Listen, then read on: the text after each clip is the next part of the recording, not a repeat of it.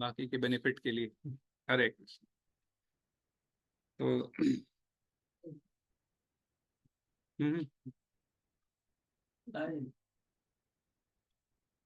ठीक है।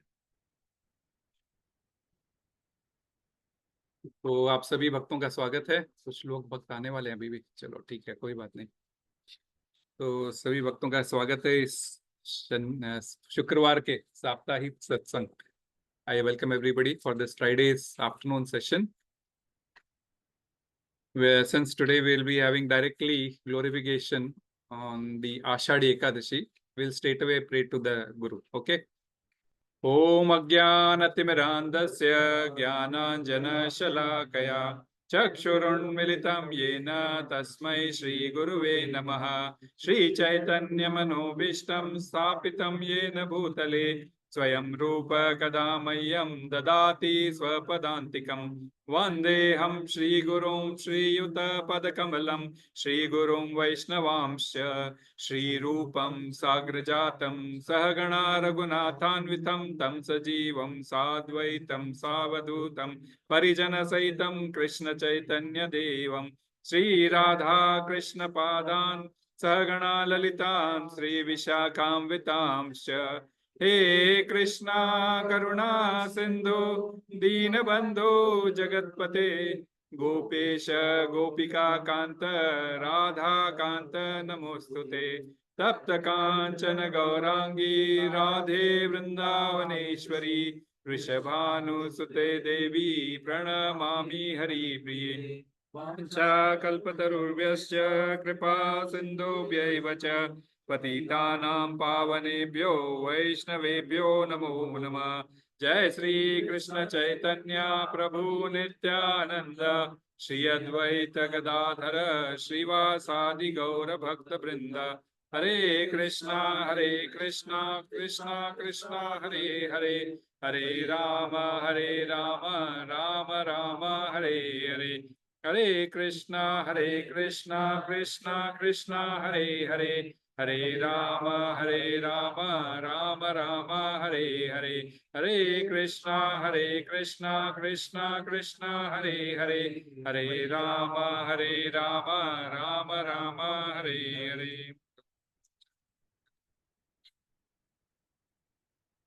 हरे कृष्णा। तो सभी भक्तों का पुनः फिर से स्वागत है। कितने लोग इस आषाढ़ी एकादशी के बारे में जानते हैं? How many of you know? I think so mostly everyone will know Ashadhi Ekadashi या फिर Devshayani Ekadashi. How many people of them know क्या होता है उस समय? क्यों मनाए, क्यों बड़ी दिवाली, क्यों क्यों why do we say it's one of the special? शयन पे जाते हैं, that is one of the best reason. शयन पे जाते हैं ना, इसीलिए उसको शयन एकादशी कहते हैं, है ना। जब कोई शयन पे चले आते हैं, रात में हम भी शयन पे चले आते हैं, तो फिर क्या होता है, पीछे से कोई चोर उचक के आ जाए घर पे तो क्या पता चलेगा। हाँ, तो उसी लिए हमको समझना वो जरूरी है। हरे कृष्ण माता जी। तो हम लोग आज इसीलिए जो है सो इस देवशयनी एकादशी, देवशयनी एकादशी या इसको देव बोल तो ये शयनी एकादशी या फिर इसको तोली एकादशी, आंध्रा में तोली एकादशी भी बोलते हैं इसको, जैसे पहली एकादशी चतुर्मास की पहली एकादशी, या फिर इसको आषाढ़ी एकादशी, है ना। आषाढ़ी एकादशी महाराष्ट्र में बहुत ज्यादा है ना, पंढरपुर का बहुत है ना, तो पंढरपुर का इम्पोर्टेंट फेस्टिवल होता है ना। तो आज हम उसके बारे में भी जानेंगे थोड़ा बहुत थोड़ा बहुत का एक स्पेशल एपिसोड पंढरपुर का ही है। तो ये जो स्पेशल पंढरपुर धाम जो है सो स्पेशली ये आषाढ़ी एकादशी का मतलब ये धाम ही धाम बना है सिर्फ और सिर्फ कृष्ण की कृपा की वजह से।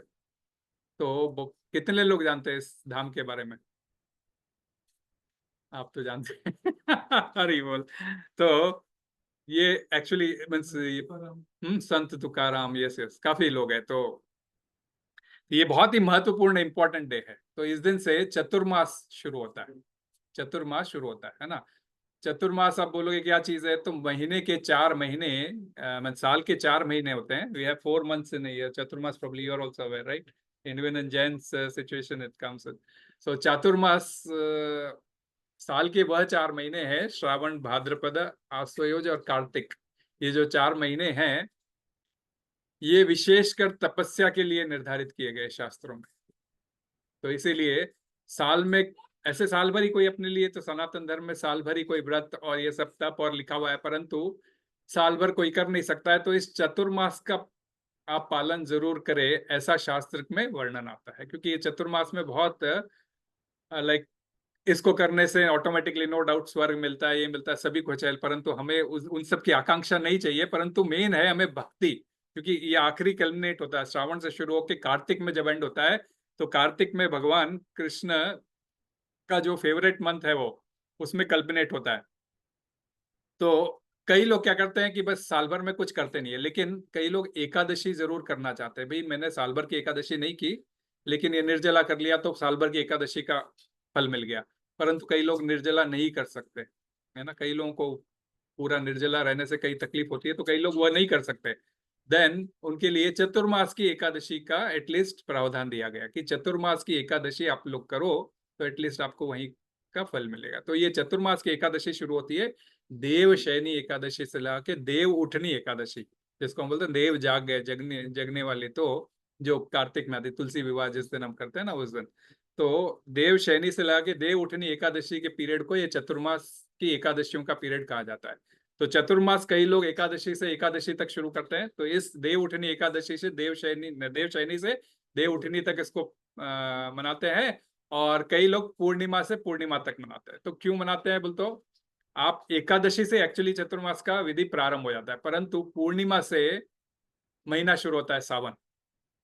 तो तो पूर्णिमा पर एंड होता है। लेकिन जो एंड में हम कार्तिक में जो लास्ट 4 डेज हम देखते हैं वो रहते हैं, हमारे लास्ट 5 डेज जो हम रहते हैं वो देखते हैं, वो क्या है, भीष्म पंचक के होते हैं।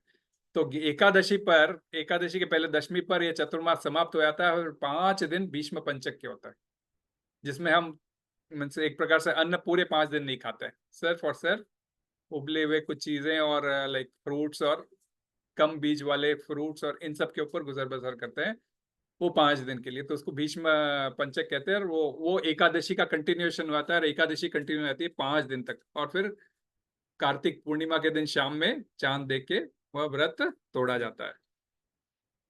तो एकादशी में करना क्या चाहिए, कई लोगों का ये बात होती है एकादशी में करना क्या चाहिए। उपवास करना चाहिए ना, बोलते हैं। उपवास का मतलब क्या होता है, आ जाइए प्रभु, आगे आ जाइए, कोई बात नहीं।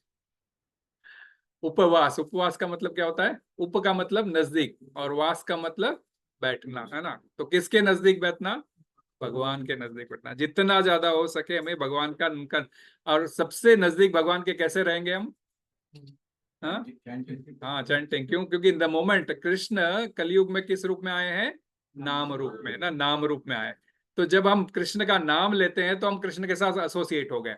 सो maximum we should take name, जितना ज्यादा चैंटिंग हो सके, जितना ज्यादा कीर्तन हो सके, जितना ज्यादा हरि का नाम हम ले सकते हैं, कृष्ण का नाम हम ले सकते हैं, हम उतना ज्यादा उनसे कनेक्ट रहेंगे। तो सबसे नजदीक हमारे कृष्ण ही है, हमारे सुहृद। हमने इसके पहले भी समझा था ना, सुहृद। हमारे हृदय में कृष्ण ऑलरेडी सुहृद की तरह विराजमान है। क्योंकि हम सोचते हैं हमारा सुहृद कोई फ्रेंड होगा, ये होगा, परंतु सबसे ज्यादा सुहृद हमारे कृष्ण हमारे हृदय में विराजमान है। तो इस दिन पर्टिकुलरली अपनी सारी इंद्रियों को एकाग्र करके भगवान की सेवा में लगाना चाहिए। आंख को भगवान के दर्शन में, हाथों को भगवान की सेवा के लिए, पैरों को भगवान के धाम जाने के लिए। एकादशी इसीलिए ये कहेगी आपकी सारी इंद्रियां, whatever you do work with your 5 sense organs, those work should be in the service of Krishna, work should be utilize in service of Krishna. तो इस प्रकार एकादशी मनाने का प्रावधान शास्त्र में दिया गया। 2 प्रकार की एकादशी होती है, एक होती है कुछ फल पाने की इच्छा से करने वाली एकादशी, और एक भगवान के प्रेम निमित्त करने वाली एकादशी, कि भगवान को ये एकादशी तिथि बहुत प्रिय है इसलिए हमें करना है। तो किसी का फल पाने के लिए, कुछ कुछ हमारी इच्छाएं वो पूर्ति करने के लिए, या फिर कोई गुजर गए उनके पीछे एकादशी करने के लिए पर्टिकुलरली ये उनको जाती है, और कोई रीजन नहीं है, तो फिर आप सिर्फ भगवान के प्रीति के लिए आप कर सकते हो कि मुझे भगवान को सेटिस्फैक्शन के लिए I have to do Ekadashi. ये सिलसिले में आप जब भी कार्य करते हो तो वो भगवान से कनेक्ट होके वो योगा कहलाएगा भगवान से। और आपको ये स्वर्ग वर्ग तो बहुत तुच्छ है, वैकुंठ में सीधा जगह मिलेगी, तो है ना, अपना आपका एटलीस्ट एलिजिबिलिटी मिलती है वैकुंठ में सीधा जाने की। तो होता क्या है इस दिन, जैसे माता जी ने कहा था कि इस दिन भगवान शयन के लिए जाते हैं ना, तो शयन के लिए जाते हैं तो जाहिर है साथ ही साथ सारे देवी देवता भी शयन के लिए निकल पड़ते हैं, क्योंकि आप थोड़ा जाओगे Norway, Oslo, and if you go actually आप देखोगे दिन ना 6 महीने तक दिन रहता है और 6 महीने तक रात रहती है ना। आप जाओगे ऊपर ऊपर तो ऐसा आपको 6 महीने के दिन 6 महीने की रात रहती है। तो स्वर्ग में भी इस प्रकार मीन्स लाइक अभी ये सोने का समय होता है देवी देवताओं का। तो ये चतुर्मास की एकादशी से शुरू होता है सोने का समय उनका, और जो देव उठनी एकादशी तक उनका सोने का समय होता है। ये अलग बात है कि देवता जब भी सोते हैं या विष्णु जब भी सोते हैं तो वे सचेत अवस्था में सोते हैं, हमारी तरह अचेत अवस्था में नहीं सोते। क्योंकि यदि हमें कोई नींद आ गई तो हमें तो पता भी नहीं चलेगा कि हमारे आजू बाजू क्या हो रहा है, परंतु भगवान सचेत अवस्था में सोते हैं, इसलिए उनकी निद्रा को क्या बोला जाता है, योग निद्रा। भगवान क्या करते हैं, योग निद्रा में जाते हैं, इसलिए उनका सोना और हमारे सोने में lot of difference. So when Lord Vishnu goes for sleep, it is yoga nidra because he is always active, even in his sleep. And whereas once we sleep, actually, it's almost like a dead body. Like, we have no clue what will happen to us. So, तो जाहिर सी बात है, तो जब सभी सोने चले जाएंगे, देवी देवता और भगवान जब सोने चले जाएंगे, तो फिर ये जो देवी देवता जो कौन है, ये देवी देवता हमने क्या समझा था, हु आर देवी देवता, भगवान के पार्षद है, भगवान के प्रशासनिक अधिकारी है। बिकॉज किंगडम, जैसे यहाँ पे चीफ मिनिस्टर की कोई मंत्रिमंडल होता है ना, तो वैसे ही दैवीय इसमें भगवान के सारे देवी देवता भगवान के सारे मंत्री परिषद है ना। सो इस दैवीय प्रशासनिक अधिकारी है, तो उसमें से इंद्र देवता रिस्पॉन्सिबल है रेंज के लिए, वायु देवता रिस्पॉन्सिबल है फिर हवा के लिए, और सूर्य देवता रिस्पॉन्सिबल है फॉर गिविंग ताप, एनर्जी। तो रेस्पेक्टिव सभी देवी देवता कि कोई ना कोई रोल दिए हुए, कोई ना कोई डिपार्टमेंट दिया हुआ है जिसको वो संभालने का कार्य करते हैं, है ना। तो यदि अब ये चारों सोने चले जाएंगे तो फिर क्या होगा, जैसे एक हॉस्पिटल की एग्जांपल लेता हूँ, क्योंकि मैं हॉस्पिटल में काम करता हूँ। तो हॉस्पिटल में क्या होता है, दिन में तो सभी कार्य करते हैं, डॉक्टर भी रहता है, सब रहता है। रात के टाइम में क्या होता है, कुछ डॉक्टर्स की नाइट ड्यूटी रहती है, परंतु सीरियस केस आ जाता है तो क्या एक नाइट ड्यूटी इंचार्ज को रखते हैं, है ना। एक नाइट ड्यूटी इंचार्ज को रखते हैं, ही विल कोऑर्डिनेट, सारे डॉक्टर्स को बुलाना है, जिस स्पेशली डॉक्टर का बुलाना है, कोई स्पेशल पेशेंट आया है तो उसको बुलाना है, तो he will coordinate and call the specialist. तो उसी प्रकार हम जो जीव इस धरती पर अनेकों अनेक कार्य करते हैं, हम अनेकों अनेक प्रकार के यज्ञ करते हैं, अनेकों प्रकार की तपस्याएं करते हैं, ऑफरिंग करते हैं भगवान को। तो भगवान लेने के लिए उनको आना पड़ेगा, देवी देवताओं को रेस्पेक्टिव ऑफरिंग, जब कोई यज्ञ होता है तो आप देखोगे सभी देवी देवताओं का आहुति लगती है, उन देवी देवताओं को यज्ञ स्वीकार करना होता है यज्ञ मुख के थ्रू। व्हेन वी पुट स्वाहा करके हम अग्नि आहुति डालते हैं, तो उस स्वाहा का उनको भोग, ये जो सो ऑफर लेना होता है। तो अब वो जब सो रहे होंगे तो फिर कहां से लेंगे, नहीं ले पाएंगे ना। इसीलिए इस चतुर्मास के अंदर सारे ऐसे कार्य वर्जित है। आप देखोगे कि चतुर्मास में कोई भी हवन नहीं होता है, कोई भी शुभ कार्य, शादियां नहीं होती है, कोई प्रकार के मीन्स लाइक एक्सेप्टिंग कोई बच्चे का जन्म हो गया, उसका 10th डे है, उसका ये है कुछ, वो छोड़ के जो रेस्पेक्टिव के लिए, जिसके लिए भगवान उठ के आ सकते हैं। कभी कभी होता है ना, हम भी नाइट ड्यूटी करते हैं, जैसे अब जगन्नाथ यात्रा थी पिछली बार, तो हम लोग सभी लोग 1-1:30 बज गए थे, सभी लोगों के ऑलमोस्ट घर पे आके सभी लोग शांति से सोए, जब तक 1-1:30 तो बज गए थे, है ना। तो भगवान आके एक्सेप्ट करते हैं, परंतु देवी देवता आके एक्सेप्ट करते हैं, परंतु कुछ समय, हाँ, शुभ कार्य टोटली वर्जित है। उनको ये बोला गया कि हाँ, ये कार्य, ऐसे शुभ कार्य सारे वर्जित होते हैं, तो उनको तो मैं बता रहा हूँ, वहीं पे आ रहा हूँ। नाइट ड्यूटी, इसीलिए तो बात की थी, night duty incharge. So what happens is, in जब ये सारे तो कोई ना कोई तो केयर टेक करना पड़ेगा, है ना। अब जैसे हम सो जाते हैं, मैंने बोला कोई रात में यदि कोई चोर उचक्का आ गया, है ना, आप देखते हो, तो रात में एक जमाने में पहले, आजकल तो होता नहीं है, बट देन आपको पता होगा इंडिया में आप सभी लोग रहते हो, तो यदि आप सो रहे हो तो रात में एक क्या बोलते हैं वो, हाँ, गुरखा, गुरखा आता है, जागते रहो, है ना, इस प्रकार आता है, गुरखा एक आता है। अब आजकल तो आता नहीं है, आजकल तो वही लोग चोर हो जाए तो पता नहीं। तो पर अच्छा लाइन ऐड किया, हाँ, भागते रहो मेरे भरोसे मत रहो। सही बात है। इसीलिए क्योंकि आजकल तो वही चोर होते हैं, तो उनके भरोसे भी रह नहीं सकते। तो जाहिर सी बात है, तो लेकिन ना चोर चोर उचक्के उठने का टाइम रहता है और हमारा सोने का टाइम रहता है। तो वैसे ही जब देवी देवता सोने चले आते हैं तो दानवों का उठने का टाइम हो जाता है। दानवों का उठने का टाइम हो जाता है कि उनको तो, क्योंकि रात में उन लोगों की शक्ति दुगनी हो जाती है। दानवों का उठने का समय होता है, तो धरती पे भी कई दानव है घूमते हैं जो सोचते हैं कि भी चोरियां कर लूं।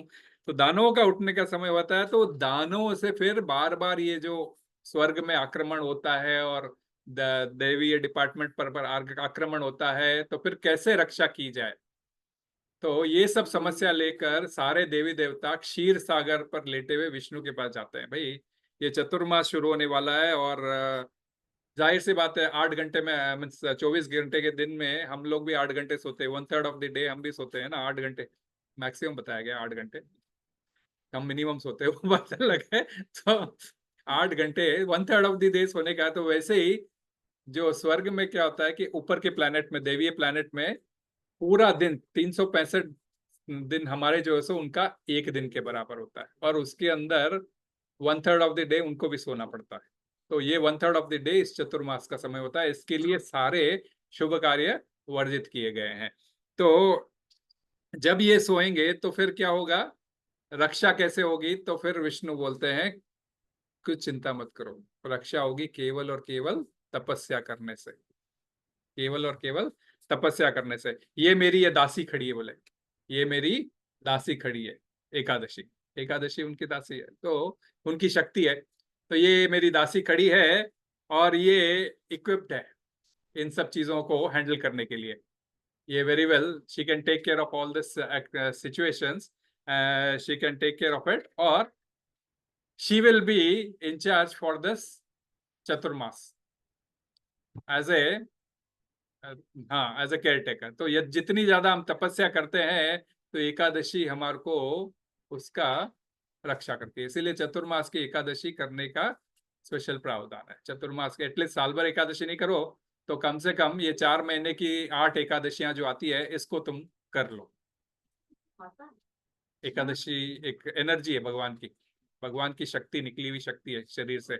माता, माता के तरह स्त्री रूपी है ना, क्योंकि शक्ति सारी स्त्री रूपी होती है। दुर्गा बहिरंगा शक्ति है, लक्ष्मी अंतरंगा शक्ति है, तो ये सारी शक्तियां हैं। वैसे एकादशी भी एक प्रकार से शक्ति है, तो शक्ति को प्रतिनिधित्व माता स्वरूप करती है, तो इसीलिए माता कहा जाता है। ठीक है, तो पर एकादशी को माता की जरूरत नहीं है, बिकॉज वो ऑलरेडी भगवान की दासी है। तो एकादशी की हम ये करते हैं, तपस्या करते हैं, तो एकादशी प्रसन्न होती है और भगवान को ऑलरेडी रेस्पॉन्स देती है कि भी फलाने ने एकादशी की है, और भगवान अति प्रिय होते हैं। क्योंकि एकादशी ऐसी तिथि थी जहाँ पे उसको कोई लाइक नहीं करता था, रिक्ता तिथि थी, कोई लाइक नहीं करता था। तब भगवान ने बोला तू आज से माधव तिथि कहलाएगी, मेरी तिथि कहलाएगी। तो माधव को जो प्रिय है वो हमें भी प्रिय हो जाता है ऑटोमेटिकली, क्योंकि माधव को मक्खन प्रिय है, तो हमें भी बहुत मक्खन प्रिय हो जाता है। तो वैसे ही एकादशी माधव का अति ज्यादा प्रिय हो गई, माधव तिथि नाम रख दी उन्होंने इसकी, और इसीलिए माधव की प्रसन्नता के लिए हमें माधव तिथि का उपवास करना चाहिए। तो ये आप, ये तो ठीक है, ये तो शास्त्रीय बात है। साइंटिफिकली भी आप देख लो, साइंटिफिकली ये समय कैसा होता है, वातावरण में बहुत उष्णता रहती है, वातावरण में बहुत बारिश का मौसम रहता है, कई कीड़े पनपते हैं। तो इन एक एक चीजों के ऊपर मीन्स तो आप संक्रमित हो सकते हो, है ना, कुछ भी आहार वगैरह खाने से आप संक्रमित हो सकते हो। सो साइंटिफिकली ऑल्सो आपको कुछ चीजों से परहेज रखना होता है। तो इसलिए शास्त्र में कुछ चीजें बताई गई है जो 4 महीने में वर्जित है। तो सबसे पहले श्रावण में आता है हरी सब्जियां नहीं खाना चाहिए, बिकॉज लॉट ऑफ वायरसेस, पत्तों पे आप देखोगे अनेक प्रकार के सर्प, अनेक प्रकार के छोटे छोटे कीड़े रहते हैं। कभी कभी, आज तो ठीक है लाइट है, आप बहुत अच्छी तरह से धो लेते हो, तो वैदिक सभ्यता में इतना पॉसिबल नहीं था, रात के टाइम में भी कभी बनाना पड़ जाए, लाइट नहीं रहता था। तो इसीलिए एडवाइस ही किया गया है साइंटिफिकली ऑल्सो कि do not eat leafy vegetables. So ये जो 21 तारीख से जो शुरू होगा पूर्णिमा, सावन महीना, तो 21 तारीख से अगले महीने के, जो मैं ऑलरेडी कल शेड्यूल शेयर कर चुका हूँ, तो इसके अंदर ग्रीन लीफी वेजिटेबल्स बिल्कुल नहीं खाई जाती है। सॉरी बैंगन, हाँ श्रावण जो बोलते हैं, बैंगन नहीं खाया जाता, ग्रीन लीफी वेजिटेबल्स नहीं खाई जाती because they are prone to viruses. And then उसके बाद में सेकेंड मंथ आता है आफ्टर श्रावण भादो, भादवा के अंदर दही नहीं खाया जाता। तो साहित्य से बात है, खूब बारिश हुए थे सावन में, बहुत बारिश होगी और आप फिर दही खाओगे तो नेचुरली आपका गला खराब होगा, फिर संक्रमित होंगे, है ना। तो कुछ साइंट अपने, वो अलग बात है, we are in this part of the world जहाँ पे अपने को अभी 4 महीने दही खाना पड़ता है। मेरे ख्याल से भक्त के एक भी फ्राइडे ऐसा नहीं गया हो जब यहाँ पे दही नहीं बनाया, परंतु उस 4 वक्त में नहीं बनेगा। तो भादवे के अंदर दही नहीं खाना चाहिए, सावन भादो। फिर आसोज जिसको हम बोलते हैं आसोयुज, हाँ, उसके अंदर दूध वर्जित है। तो कई लोग बोलेंगे हमारे तो नवरात्रि आती है और उसके अंदर ही श्राद्ध आते हैं, तो उसमें दूध नहीं खाएंगे तो कैसे चलेगा। दूध रिक्ता खाना मना है। दूध, सिर्फ दूध, जैसे लोगों को दूध पीने की आदत रहती है ना, दूध ना पिए। उसकी कोई मिठाई परिवर्तित करके आप बना सकते हो, आप उसकी खीर बना सकते हो। यस, तो इसीलिए भगवान को खीर चढ़ जाती है। और कई बार तो लोग इवन गुड़ में ही खीर बना देते हैं, नॉट नेसेसरी दूध लेते हैं ना, जो अपने क्या बोलते हैं इसको, पायसम टाइप में वैसा भी बनाते हैं। मूंग की दाल से बना देते हैं, इवन ये क्या बोलते हैं गेहूं के आटे से भी बनाते हैं। तो पायसम, अलग अलग प्रकार के पायसम होते हैं, परंतु सिर्फ दूध नहीं खाना चाहिए 3rd महीने में। दूध, सिर्फ दूध नहीं पीना चाहिए। It should be converted and, तो कई बार सोचते हैं कि खाली हल्दी डाल के खा लो, नहीं नहीं, कुछ और डालिए। सिर्फ हल्दी डालने से नहीं होगा। हाँ, हल्दी दूध आपको कुछ इन्फेक्शन हो गया, संक्रमित हो गए, उसको ठीक करने के लिए एज ए मेडिसिन लेना है तो आप बिल्कुल ले सकते हो, बट नॉट एज ए आहार।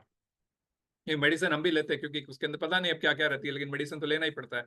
वो भी भगवान को बता के ऑफर करके, जो भी है हमें तो आज ये लेना ही है हमारे स्वास्थ्य के लिए, तो उस हिसाब से आप ले सकते हो।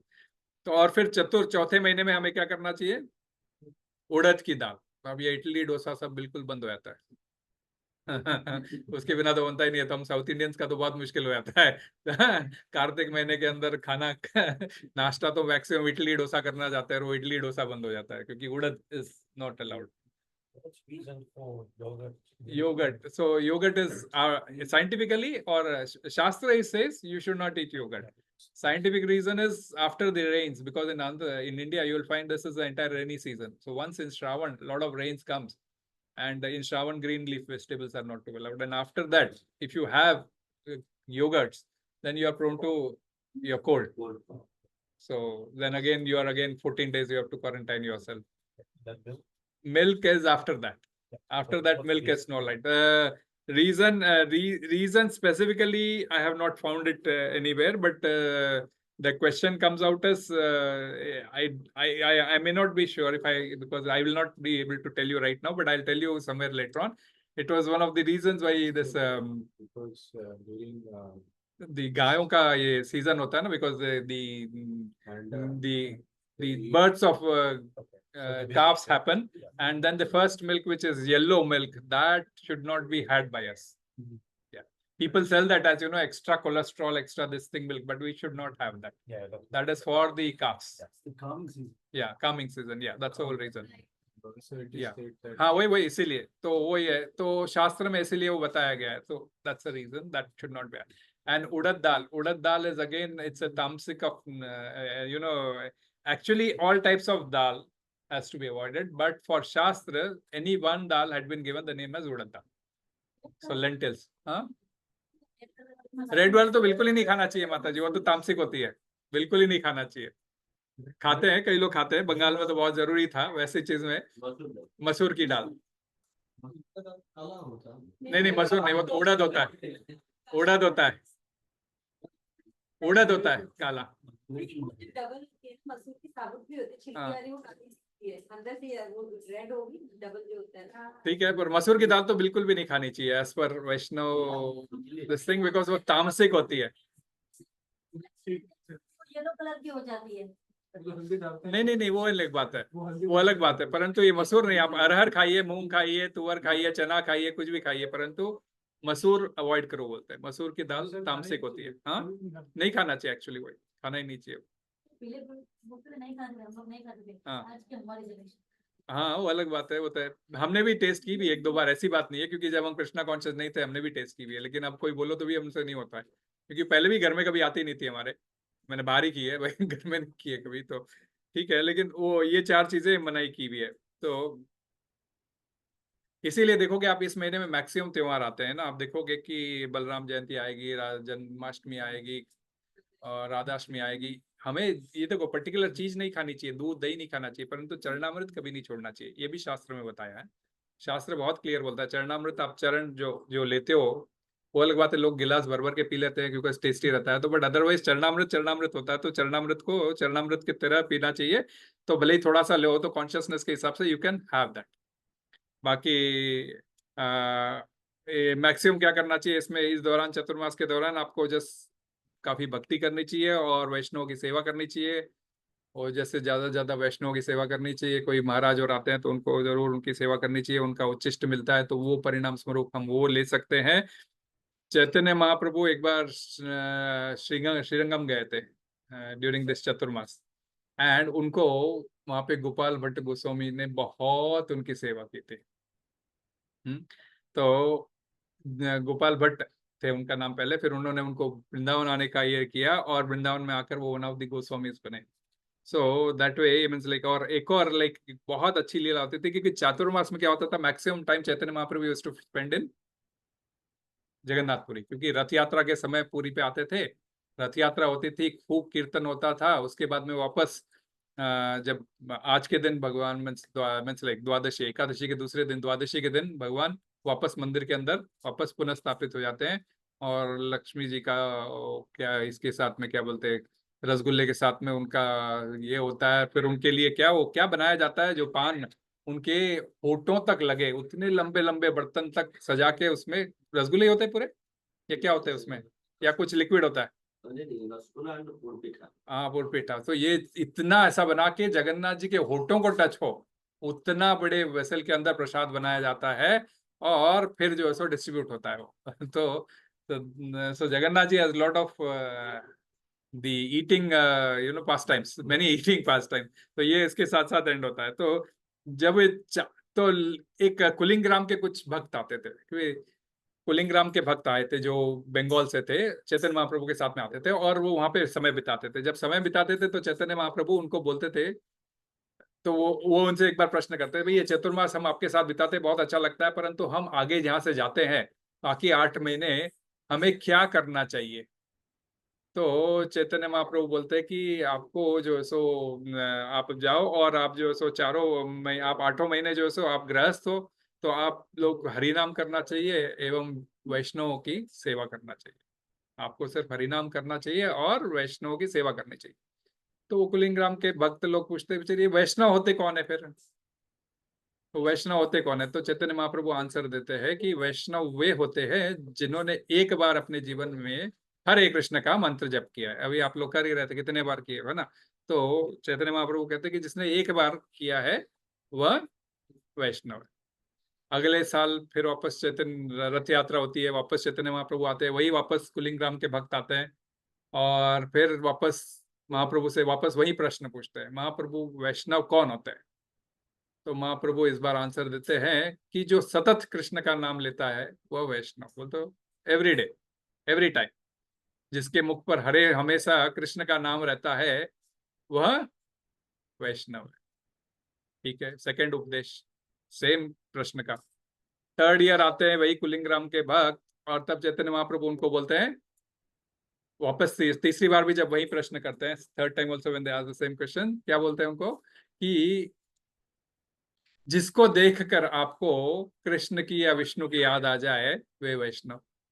अर्थात किसी ने आपको कंठी धोती माला कंठी हाथ में नाम जाप मिला या तिलक लगा के किसी को देख के आपको उनको देख के कृष्ण की याद आ जाए तो ऐसे वैष्णव।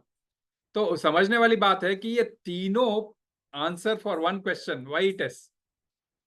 तो ये हमें समझने का है कि ये स्तर है, जैसे जैसे हम मैच्योरिटी लेवल्स पर आते हैं तो हमारा पहला जो हमारा इंटरमीडिएट लेवल होता है उसके लिए हम क्या कहते हैं, आपको बस एक बार हरे कृष्ण महामंत्र बोल दो। आप लोगों से यही कहवाते हैं ना, एक माला कर लो, है ना, फिर धीरे धीरे 16 माला करो तक आते हैं ना। तो मैच्योरिटी लेवल पे है, तो एक बार हरे कृष्ण महामंत्र जिसने किया है वह वैष्णव है। सेकंड लेवल आता है जब वह रोज कर रहा है, सतत कर रहा है ना। और थर्ड लेवल है वो जिनको देख के हम वैष्णव सदा जो है सो कृष्ण के इसमें काम में लगा रहता है। तो ये जिसको बोलते हैं सबसे हाईएस्ट वाले को बोलते हैं उत्तम अधिकारी, बीच वाले को बोलते हैं मध्यम अधिकारी, और सबसे नीचे वाले को कनिष्ठ अधिकारी। तो कनिष्ठ अधिकारी से मध्यम अधिकारी से उच्च अधिकारी तक व्यक्ति का ट्रैवल होता है। और जैसे महाराज वगैरह आए थे, ये सब क्या थे? उच्च अधिकारी, उच्च अधिकारी, है ना। तो उच्च अधिकारी, तो ऐसे लोगों की सेवा करो, वैष्णव की सेवा करो और भगवान का नाम लो। ये दो कार्य गृहस्थों को, आप लोगों को करना चाहिए, ऐसा बोलकर बोले। तो यही जो ऐसा ना वैष्णव सेवा पर आधारित एक पूरा का पूरा धाम बन गया। एक वैष्णव सेवा पर आधारित ही एक पूरा का पूरा धाम बन गया भारत में। जो एक धाम है जिसका नाम है पंढरपुर। ये जो पंढरपुर है, पूरा का पूरा धाम सिर्फ इसी एक क्वालिटी, जो चैतन्य महाप्रभु ने बोला था ना कि भाई, ये तो महाप्रभु ने ये बोला था, वो तो शास्त्र का वर्णन है कि भाई आपको भगवान का नाम लेना और वैष्णव की सेवा करना है।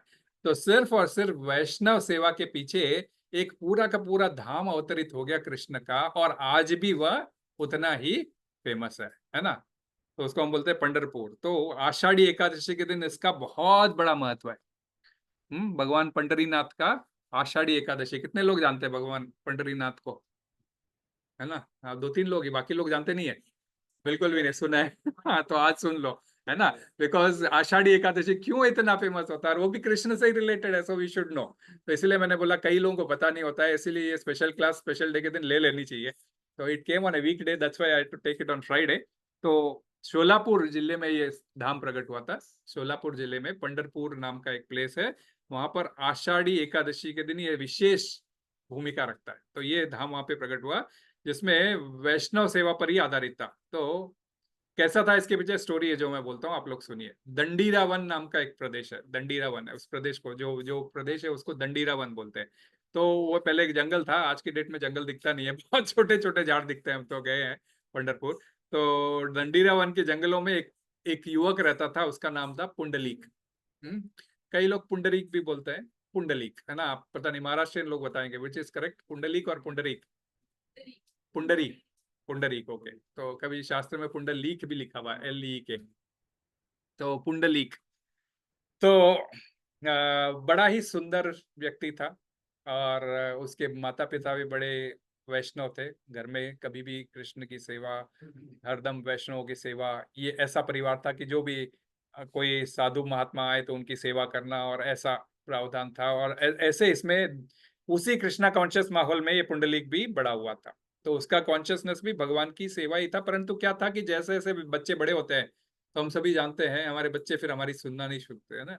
हम बोलते हैं भी ये तुम ऐसा इसको प्रणाम करो, तुम भगवान का नाम लो, और भगवान का नाम वह लेना नहीं चाहता, है ना। थोड़ा धीरे धीरे धीरे धीरे थोड़ा परिवर्तन होने लगता है। क्यों? क्योंकि जो अग्नि तत्व उनके बॉडी में टेक ओवर करता है, तब बॉडी में स्वाभाविक है चेंजेस आना शुरू होते हैं। उनके उनमें भी कृष्ण तत्व विराजमान है, हमें इतनी चिंता नहीं करना चाहिए। परंतु क्या है, पुंडलिक के साथ भी ऐसे ही हुआ। वह जैसे जैसे बड़ा हुआ तो वह माता पिता की बातों का विशेष ध्यान नहीं रखता था, और उसके बाद में धीरे धीरे वह संस्कार भी थोड़े छोड़ने लगा। मैं ठीक है ना, कर लूंगा, मैं कोई आएगा ठीक है सेवा कर लूंगा, पानी दे दूंगा। और क्योंकि यंग है, तो अब माता पिता बड़े परेशान होने लगे, भाई ये तो हमारा इतना संस्कारी लड़का था, और आजकल ये संस्कार भूल गया है, आजकल कुछ काम बोलना पड़ता है इसको, क्या करे, ऐसा सोचते रहते हैं। फिर सोचते हैं माता पिता की जवान हो गया है, शायद अब इसकी शादी करा देना चाहिए, तो हो सकता है जेंटलमैन हो जाएगा। शादी करा देते हैं ना कई बार। तो सोचते हैं कि भाई हाँ, लड़की से बंदा जाएगा तो कम से कम जेंटलमैन हो जाएगा। तो अब होता क्या है कि ठीक है, हर माँ बाप की इच्छा होती है शादी करा दे, तो शादी करवा देते हैं, शादी करवा देते हैं। लड़की भी संस्कारी आती है, ऐसी बात नहीं है कि लड़की संस्कारी नहीं आती है, लड़की भी संस्कारी आती है।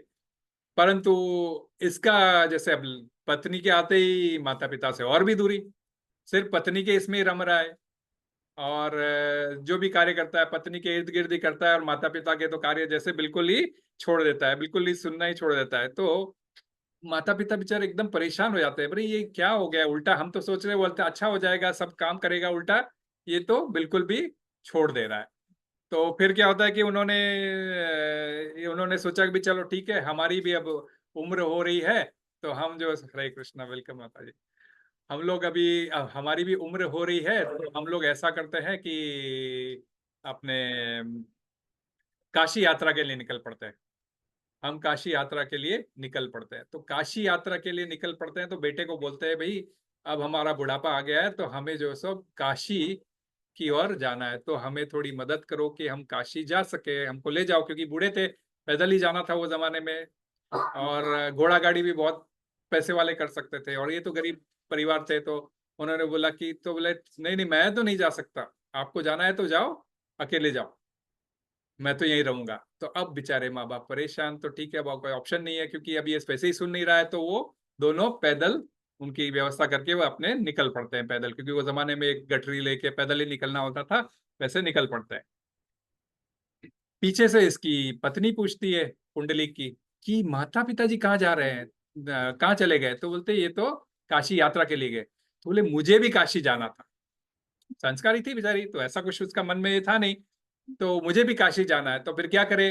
अब पत्नी की तो बात सुनना पड़ेगा, माता पिता की बात सुनी नहीं, लेकिन पत्नी की तो बात सुनना पड़ेगा। तो पत्नी की बात कैसे सुने? तो बोले पत्नी के लिए बोले घोड़ा गाड़ी मंगाते हैं, माता पिता निकल चुके हैं, पत्नी के लिए घोड़ा गाड़ी मंगाता है, और घोड़ा गाड़ी लेके बोलते चलो ठीक है हम दोनों भी काशी के लिए निकलता है, और घोड़ा गाड़ी में पत्नी को बिठा के आगे निकलता है। रास्ते में काफी दूर निकल जाने के बाद में देखता है माँ बाप भी आगे जा रहे हैं, तो ऐसा अनदेखा करके उस घोड़े गाड़ी को आगे बढ़ जाता है, अनदेखा करके माता पिता को। माता पिता को भी पता नहीं है ना घोड़े में कौन जा रहा है, घोड़े गाड़ी में कौन जा रहा है, वे तो बेचारे पैदल चल रहे हैं। बट वो घोड़े गाड़ी में आगे निकल के, रास्ते में जाहिर सी बात है शाम हो जाती है तो कहीं रुकना पड़ता है, तो एक आश्रम आता है, वहां पे रुकते हैं। तो आश्रम रहता है कुकुट मुनि का आश्रम, कुकुट मुनि का आश्रम रहता है। तो कुकुट मुनि का आश्रम में जाके फिर वो पहले तो पूछता है, शाम होने वाली रहती है, पहले पूछता है कि और आगे निकल जाऊं, सोचता है, कुकुट मुनि को पूछता है कि यहाँ से काशी का रास्ता कहाँ है? तो कुकुट मुनि बोलता है मैंने तो काशी कभी गया ही नहीं हूँ। तो वो ताजुब करता है, कभी काशी नहीं गए हो, अपने आप को मतलब एक महात्मा सन्यासी बोल रहे हो, और काशी नहीं गए हो? तो बोलते नहीं गया हूँ। अच्छा कोई बात नहीं, ठीक है मैं यहाँ रह सकता हूँ? तो बोलते हैं बिल्कुल रह सकते हो, आप रात भर यहाँ विश्राम कर सकते हो, और कल सवेरे प्रसाद लेके यहाँ से जाना, कुकुट मुनि उसको बोलते हैं। ठीक है, रात में वो वहीं पे विश्राम करता है, और रात में उस एज यूजुअल, क्योंकि वो थोड़ा लोनर था, तो रात को जल्दी से सोने वाला में से नहीं था, क्योंकि माता पिता तभी तो परेशान होते हैं, तो रात को सोने वालों में से नहीं था। पत्नी अपनी सब सो गई थी, और अच्छा कक्ष लेके सो गए थे वो लोग, और ये जो है सो रात में थोड़ा बाहर ऐसे ही विचरण कर रहा था, आश्रम के बाहर देख रहा था। तो देखता है एक 3 युवती है, मीन्स 3 लेडीज आती हैं, 3 महिलाएं आती है, एकदम दिखने में सुंदर रहती है, लेकिन इतने मैले कचूले कपड़े पहन के, इतनी मट्टी लगी हुई, ऐसा डर्ट लगी हुई, खूब लगी हुई साड़ी पहने हुए आते हैं, और आके तीनों जने झाड़ू उठाते हैं, बर्तन उठाते हैं, पानी लेते हैं, और कुकुट मुनि का आश्रम पूरा धोने लगते हैं। धोते सुबह तक पूरा आश्रम धो के एकदम अब नीट एंड टाइडी कर देते हैं, और वो करते करते वो देख रहा है कि ये लोग जो गंदी होके आई थी, एकदम साफ सुथरी होके सवेरे तक तैयार हो जाती है, और सवेरे तक निकल जाती है, साफ सुथरी होके एकदम निकल जाती है। तो रात में जो एकदम देखने लायक नहीं थी, ऐसी स्त्रियां सवेरे एकदम साफ सुथरी होके कैसे जा रही है, ये सोच के वो थोड़ा चक्कर चक्कर में आ जाता है, चक्कर आ जाता है, और सोचता है कि ये क्या माजरा है, समझना पड़ेगा। तो कुकुट मुनि दूसरे दिन प्रसाद वसाद करता है, कुकुट मुनि से मिलता है, बोलता है कि महाराज मैं एक दिन और रुकना चाहता हूँ, क्योंकि मेरी अभी थोड़ी जो थकान है सो वो पूरी हुई नहीं है, तो एक दिन और रुकना चाहता हूँ। बिल्कुल बेशक रुकिए, आप बिल्कुल रुक सकते हो, आप कल जाइए, कोई बात नहीं, रेस्ट कीजिए। बिल्कुल कुकुट मुनि बोलते हैं यहाँ पे आश्रम है, आराम से फलाहार खाइए, सब खाइए और रहिए, और कल जाइए। ठीक है, उस दिन फिर वो रहता है, संजोग से उस दिन उसके माता पिता भी उसी आश्रम में आकर दूसरे कक्ष में लेके रुकते हैं, क्योंकि उनको पता नहीं अब उनका बेटा और बहू भी इधर ही है, तो वो भी वहीं रहने लग जाते हैं। और ये जो है सो दूसरे दिन रात में फिर वेट करता है, क्योंकि इसको तो वो जिज्ञासा थी कि ये कौन 3 महिलाएं आई थी, अगर वापस आ रही है तो इनको चेक करना है। तो वही हुआ, वापस रात होते ही यही वही वही 3 महिलाएं एकदम मैले कचूले कपड़े पहनते हुए आई, और वही कार्य करने बैठी, धोया, आश्रम वगैरह धोया, और वापस सवेरे तक देखा एकदम neat and clean, and they were also shining, and they were living. So उससे रहा नहीं गया, वो उनके पीछे गया और बोला कि माता आप लोगों को प्रणाम, आप लोग हो कौन? तो एक बोलती है हम तुमको क्यों बताए, दूसरी बोलती है अच्छा रहने दे यार, इसको बता दे, क्या फर्क पड़ता है। तो तीसरी बोलती है अच्छा सुनो, तुमने पूछा है इसलिए अब हम तुमको बता रहे हैं, ये क्या बोलते हैं, यमुना है, ये सरस्वती है और मैं गंगा हूँ। हम तीनों पवित्र नदियां, तो पर्सोनिफाइड दी सुनो, हम तीनों पवित्र नदियां हैं, और लोग तुम्हारे जैसे पापी आकर गंगा में स्नान करते हैं, तुम्हारा पाप तो उतर जाता है, तुम्हारा मैल तो उतर जाता है, वह हम पर चढ़ जाता है। हम हमारा मैल कहाँ धोने जाए? गंगा, यमुना और सरस्वती तीनों बोल रही है, ये शास्त्र का है। तो ये हम तीनों हमारा मैल धोने कहाँ जाए? तो बोले हमारा मैल धोने के लिए हम लोग फिर इसलिए वैष्णव के आश्रम आते हैं। जो कुकुट मुनि है ये महान वैष्णव है, और इसलिए हम इनके आश्रम आते हैं, और इनकी आश्रम में इनकी पूरी सेवा करके हम अपना जो सो वापस तरोताजा, हमारा वापस फ्रेश होके, वापस अपना रूप रीगेन करके, वापस दूसरों के पाप उतारने के लिए हमारे सबेरे सबेरे से पहले हम हमारे नदियों में वापस प्रवेश कर जाते हैं। तो एकदम इसको भौचक्का सा लगता है। फिर बोलता है आप मुझे पापी क्यों कह रहे हो? तो बोलते हैं पापी क्यों न गए? बोले घर में तेरे माँ बाप है, बोले जो इतने अच्छे वैष्णव है, उनको काशी यात्रा करनी थी, और तुमने बोले उनको अकेला छोड़ दिया। तुम्हारा काम था अपने बूढ़े माता पिता की सेवा करना, उनको काशी यात्रा करना है तो काशी पर लेके जाना, और तुमने तो उनको छोड़ दिया रास्ते में एज इट इज। तो फिर पापी नहीं तो और कौन हो? तो एकदम उसको रियलाइज होता है ना, सडनली एक प्रकार से रियलाइजेशन होता है कि what I was doing. Suddenly जैसे कोई झकझोर देता है ना, तो वैसे लगा उसको कि ये क्या हो गया मुझसे। वो अपनी गलती को तो रियलाइज कर लेता है, और तो समझने वाली बात है कि वाई वाई की है ना, कि इतनी सी बात क्यों, जब ये छोटी सी बात उसको इतना बड़ा कठोर दिल वाले को एकदम ऐसा नरम कर देती है। उसको रियलाइजेशन होता है मैंने बहुत बड़ी गलती कर दी है माता पिता को अकेले भेजकर। तो सोचने वाली बात होती है कि इसीलिए बोलते हैं ना, कब किसकी बात कहाँ लग जाए, वी नेवर नो। तो ये कोई साधारण व्यक्ति नहीं था Pundalik. Pundalik was not an ordinary man. Bhagavad Gita में क्या कहते हैं भगवान? 2.48 क्या बोलते हैं? नेहा विक्रम नासोस्ति कर प्रत्यवाहो न विद्यते स्वल्पम अप्यस्य धर्मस्य त्रायते महतो भयात्, है ना? तो आप कृष्णा कॉन्शियसनेस 2.48, कृष्णा कॉन्शियसनेस में आप पढ़ सकते हैं माता जी। है आपके पास बुक खुला है? 2.48 2.48 तो आप खोलिए। तो ये इसमें क्या है कि लाइक कि आप थोड़ा सा भी कृष्णा कॉन्शियसनेस एक्टिविटी में थोड़ा सा भी आप एंडेवर करते हो, that never goes waste. So this person was not an ordinary person, Pundalik.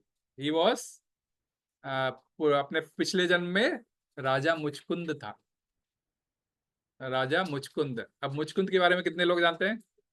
हाँ, सभी लोग। कृष्णा बुक पढ़ने वाले सभी जानेंगे। तपस्या में बैठे थे। हाँ, तपस्या में नहीं, सोने में थे। हाँ, सोने में।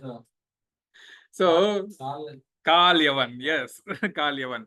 तो कृष्णा स्टोरीज, जो कोई कृष्णा बुक अब पढ़ना शुरू करना है आप सभी भक्ति वृक्ष वालों को, मैं ग्रुप में डालता हूँ। ओके, कृष्णा जन्माष्टमी आ रही है, so we can take up Krishna stories और we can take up Bhagavad Gita also, we will decide upon it.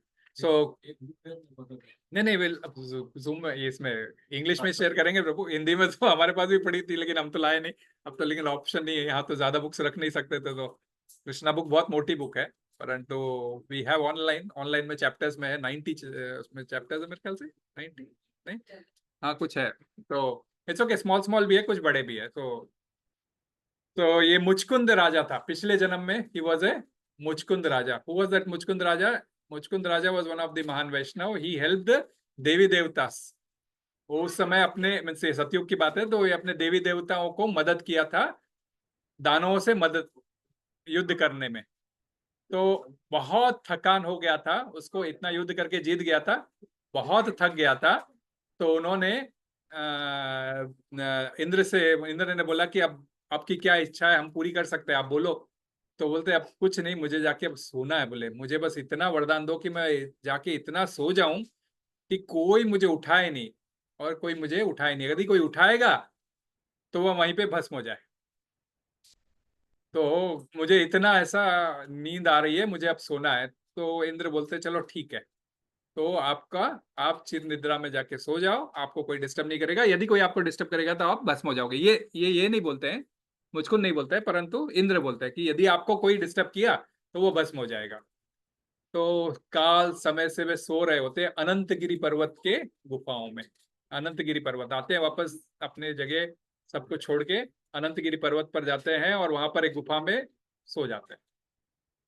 द्वापर में कृष्ण लीलाएं कर रहे थे, यहाँ से द्वारकाधीश चले गए थे, यहाँ तक की लीला हो गई थी। द्वारिका में एक बार काल यवन नाम का असुर कृष्ण के पीछे पड़ता है, तो कृष्ण पहले उसको आक्रमण करने का अवसर देते हैं। ठीक है, करने दो। आक्रमण करने का अवसर देते हैं, कृष्ण उसके ऊपर आक्रमण करता है और कृष्ण को पकड़ने जाता है, तो कृष्ण आगे बढ़ जाते हैं। तो ऐसे वर्णन मिलता है कृष्णा बुक में कि काल यवन तो ऐसा कूद कूद के बड़े बड़े पैर लेके कृष्ण के पीछे भाग रहा है, और कृष्ण जो है अपने नमने से जैसे एज यूजुअल आइए मेरे पीछे ऐसा करते हुए आगे जा रहे हैं। सो कृष्ण को अपनी एक और लीला करनी थी। एक भक्त सो रहा है, उसको जगानी थी, और बोले इस राक्षस को मैं मार के अपनी एनर्जी क्यों वेस्ट करूं। ऐसा करके काल यवन को अपने पीछे पीछे दौड़ाते हुए वे अनंतगिरी पर्वत तक जाते हैं। ये अनंतगिरी पर्वत ऑलमोस्ट आंध्रा कर्नाटक बॉर्डर पे है, इट्स देयर। सो आंध्रा कर्नाटक के बॉर्डर पर है। तो वहां तक वहां से फिर एक नदी निकलती है जिसका नाम मुचकुंदारी नदी है, जिसको हम मूसी रिवर बोलते हैं। आज हैदराबाद में उसको मुसलमानों ने नाम मूसी बना दिया, परंतु वह नदी मुचकुंदा नदी है। तो अनंतगिरी पर्वत तक आते हैं, और कृष्ण क्या करते हैं, पर्वत वो गुफा के अंदर घुस जाते हैं और अपना अंग वस्त्र जो है सो वहां पे जो मुचकुंद सो रहा है उसके ऊपर डाल देते हैं, और वो छुप जाते हैं। काल यवन आता है, बोलता है मूर्ख धूर्त, मुझे इतना दौड़ा दौड़ा के यहाँ लाया और यहाँ आराम से सो गया। ऐसा कर कर वो उसको लगता है कृष्ण के उन्होंने अपना वस्त्र रख दिया, तो कृष्ण एक लात मारते हैं वो मुचकुंद को। उनको लगता है कृष्ण को मारी है मैंने, और बोलते हैं उठ। और वो इतनी जोर से लात मारते हैं कि सदियों से जो सो रहा था मुचकुंद वो अचानक जग पड़ता है, और जगता है, और फिर ऐसा उठ के ऊपर सामने देखता है तो सामने काल यवन जो असुर रहता है, और उसके आंखों से ज्योति निकलती है और उस काल यवन को वहीं पर भस्म कर देती है। उसके बाद में वो थोड़ा आश्चर्यचकित होता है, ये वस्त्र आया कहाँ से। फिर कृष्ण सामने आते हैं उसके, फिर उसको देख के समझने में समय नहीं लगता है कि आप भगवान ही हो, क्योंकि पीताम्बर पहने हुए वो मीन्स लाइक शांताकारं भुजगशयनं पद्मनाभं सुरेशं विश्वाधारं गगन सदृशं मेघवर्णं शुभांगम। इसका जो वर्णन है, लक्ष्मी कांतम कमल नयनम योग हृदयान गम्यम वंदे विष्णु भवभयहरम सर्वलोकैकनाथम। तो वो भी समझ गया ये कोई और नहीं, विष्णु ही है, कृष्ण ही है। तो विष्णु और मैं कृष्ण बोलता हूँ तो इनमें कोई अंतर नहीं है, क्योंकि आगे चल के मैं वो भी क्लियर कर दूंगा। तो वो फिर प्रणाम करता है, तो उनको वरदान मांगने को बोलते हैं। कृष्ण बोलते ठीक है, मैं बहुत प्रसन्न हूँ तुझसे, बोलो कुछ मांगना है तो बोलते मैं आपको ऐसे ही देखना चाहता हूँ, आप मेरे सामने ऐसे ही खड़े रहो। तो कृष्ण बोलते हैं नहीं, अभी नहीं, इस युग में मुझे परित्राण है साधु नाम। वापस उसको भी याद दिलाते हैं मेरे को बहुत सारे कार्य है अभी तो नहीं खड़ा हो सकता, लेकिन मैं तुझे वरदान देता हूँ, तेरे अगले जन्म में तेरे को दर्शन दूंगा और तू जैसा बोलेगा मैं करूंगा। ऐसा उसको वरदान देकर वह निकल जाते हैं, और फिर वह लीला वहां पे समाप्त होती है। तो वही राजा मुचकुंद आज के युग में पुंडलीक बनकर जन्म लेता है इस ब्राह्मण के घर में। तो तो इस प्रकार जो है सो आश्रम में था। तो हाँ, तो फिर क्या होता है कि आश्रम में, हाँ फिर आश्रम में थे, मैं वही बोला, वापस स्टोरी हम कहाँ चल गए थे। तो आश्रम में अपने माँ बाप को, फिर उसको पता चलता है मेरे माँ बाप भी यहीं आए हैं, वो देख लेता है माँ बाप को, फिर माँ बाप को झुककर प्रणाम करता है, माफी मांगता है, फिर जो है सो उनको काशी यात्रा के लिए ले जाता है, और फिर उनकी बहुत देखभाल शुरू करता है। माँ बाप भी बहुत खुश रहते हैं हमारे बच्चे को हुआ क्या है। अब जो है सो पूरा रोज रात को उनके पैर दबाना, रोज दिन में उनके जो कार्य उठ के वो खुद करना, सब पत्नी थी, लेकिन फिर भी वह कभी भी अपने माँ बाप के पैर दबाए बिना सोता नहीं था। तो रात में चाहे माता पिता कोई भी तकलीफ हो, उठ के खुद देखता था। तो ऐसे ही माता पिता की सेवा करते करते अपना समय बिता रहा था। तो एक दिन अचानक बिजली कड़क रही थी बाहर, जो मैंने अभी बिजली कड़क रही थी, और एक मेघ वर्ण का व्यक्ति आता है, दरवाजे पर नॉक होता है, खट खट खट खट, दरवाजा कुंडी बजाते हैं ना, वैसा कुंडी बजाता है। तो वो देखता है, तो देख के ऐसा बाहर देखता है, तो वो चेहरा एकदम मेघ वर्ण, घुंघराले बाल और नैन, तो उसको देख के लगता है ये तो है तो कृष्ण ही। फिर भी वो पूछते हैं पुंडलीक हो क्या तुम। तो बोलते हैं हाँ हूं, मैं आया हूं तुमसे मिलने। तो वो समझ जाता है ये तो कृष्ण ही है, क्योंकि घर में कृष्णा कॉन्शियस माहौल है। तो पर वो माता पिता की सेवा कर रहा है, वैष्णव सेवा को अब छोड़ूं तो कैसे छोड़ूं। वो फिर भी माता पिता की सेवा कर रहा होता है, बोलता है कि मैं तो अभी अपने माता पिता के चरण दबा रहा हूँ, आप वहीं पे खड़े रहिए, मैं आता हूँ। तो कृष्ण सोचते हैं कि वहीं पे खड़े रहिए, बोलते तो कृष्ण बोलते हैं कि कहाँ खड़े रहना है। कृष्ण का मतलब था कि कहाँ बैठना है। जनरली कोई अतिथि आता है तो हम उनको बिठाते हैं, पानी देते हैं, एटलीस्ट जूस देते हैं, जो भी होता है, एटलीस्ट जूस नहीं, कम से कम पानी तो अपने ऑफर करना चाहिए कोई भी अतिथि आए। तो अब कृष्ण आए हुए हैं और वो पूछ रहे कि कहाँ खड़े रहना है पुंडलीक। तो पुंडलीक बेचारा देखता है कि आजू बाजू, बोलता है भगवान आए, क्या ऑफर करूं। पत्रम पुष्पम फलम तोयम यो मे भक्त्या प्रयच्छति, भगवद गीता में कहते हैं, तदम भक्ति उपायतम अश्नामि प्रयतात्मना। तो कोई भी मुझे प्रेम से कुछ भी तुम पत्र पुष्प कुछ भी ऑफर करो तो मैं स्वीकार करता हूँ। भगवान आए हैं, प्रेम से मुझे ऑफर करना है, परंतु मैं अभी सेवा में हूं, मैं सेवा छोड़ के जा नहीं सकता। तो पास ही में एक ईंट पड़ी होती है, ईंट का टुकड़ा पड़ा होता है। उस ईंट के टुकड़े को प्रेम से कृष्ण के ऐसा तरफ फेंकता है और बोलता है आप इसके ऊपर खड़े हो जाइए, आसन देता है, आप इसके ऊपर खड़े हो जाइए। तो कृष्ण भी अचरज में पड़ जाते हैं, ओके इसने ईंट फेंकी है, ईंट के ऊपर आके खड़े होते हैं। और थोड़ा अचरज के अंदर ऐसा होता है ना, ऐसे ऐसा अपना हाथ ऐसे कमर पे रख के, जैसे बलराम जी रखते हैं ना वैसे टाइप में, ऐसा रख के ऐसा खड़े होते हैं। आमतौर पे आप देखते हो बच्चे जब खेलने जाते हैं और कुछ गोल कर रहे होते हैं और माँ खड़ी होती है बाहर देखते रहती है, बुलाने जाती है, बच्चे खत्म हो गया खेलना, और देखती है मेरा बच्चा बहुत लगन से खेल रहा है, तो वो भी ऐसी आश्चर्यचकित होकर अपने कमर पर हाथ रख के देखते रहती है कि किस प्रकार मेरा बेटा खेल रहा है। तो कृष्ण उस परिस्थिति में ऐसा खड़े हो गए थे, पुंडलिक के ऐसा एकदम कि ऐसा कमर पर हाथ रख के, दोनों हाथ ऐसे कमर पर रख के उस ईंट के ऊपर खड़े हो गए थे। तो मराठी लैंग्वेज में ईंट को वीट बोलते हैं, है ना, वीट, वीट। ओके, तो मराठी लैंग्वेज में ईंट को वीट बोलते हैं, और वीट के ऊपर खड़े होने की वजह से उनका नाम पड़ गया विठल। बोलो विठल भगवान की जय। जय जय विठल विठल विठल, जय जय विठल विठल विठल, विठ्ठल विठ्ठल विठ्ठल, माझा विठ्ठल पांडुरंगा हो, माझा विठ्ठल पांडुरंगा हो,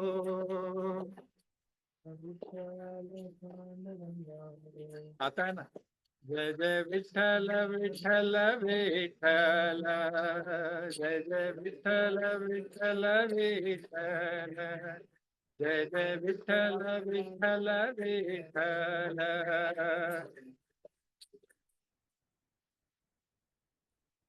विठ्ठल विठ्ठल पांडुरंगा, विठ्ठल विठ्ठल पांडुरंगा, विठ्ठल विठ्ठल पांडुरंगा, पांडुरंगा, पांडुरंगा, पांडुरंगा, पांडुरंगा, विठ्ठल विठ्ठल पांडुरंगा, विठ्ठल विठ्ठल पांडुरंगा, विठ्ठल भगवान की जय। तो इस प्रकार भगवान विठ्ठल के रूप में सामने आए। और समझने वाली बात है, तो ये कृष्ण कौन थे? कभी कभी हम बोलते हैं ना ये वृंदावन के कृष्ण है या द्वारका के कृष्ण, दोनों अलग है ना। एक क्या बोलते हैं, वैश्य थे और एक क्षत्रिय थे, है ना। जब वे वृंदावन में थे तब क्या थे, वैश्य थे, क्योंकि गायों की देखभाल करना ये सब था उनका कार्य, कृषि गौरक्ष वाणिज्य उनका काम था। और जब द्वारका में थे तब क्षत्रिय थे, है ना। तो अपने वर्ण हमारे कार्य के हिसाब से होता है, हमने यही बोला था, हमारे जन्म से नहीं होता है, हमने समझा था। तो चातुर्वर्ण मया सिस्टम गुण कर्म विवाह से, कर्म के हिसाब से वर्ण मिला है। तो ये कौन से वाले कृष्ण थे?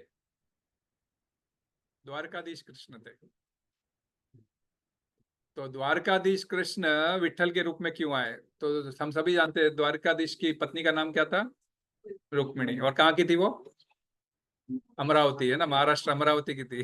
हमारा अमरावती से कौन है? नहीं है प्रभु यहाँ पे कोई नहीं। ठीक है, मैं हूँ अमरावती से।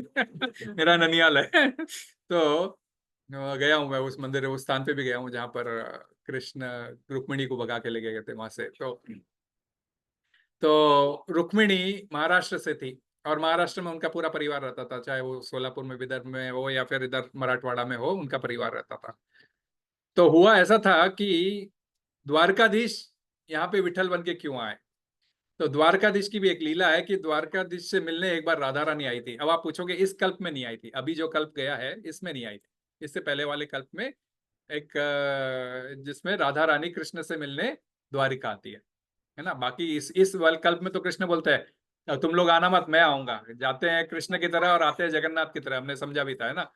तो राधा रानी आती है और बैठ के कृष्ण और राधा रानी खूब बातें करने लगते हैं। तो ये देख के रुक्मिणी को थोड़ा क्रोध आ जाता है और अपने पति से नाराज होके वह मायके निकल पड़ती है।